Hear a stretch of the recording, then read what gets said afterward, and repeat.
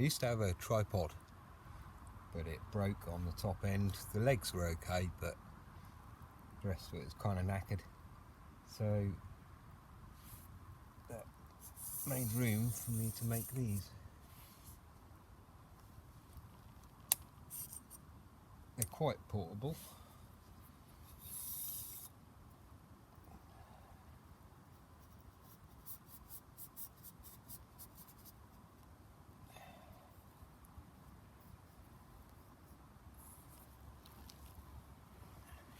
It's ideal for a lot of filming situations. But there you go. That's something from nothing. It's just what I like.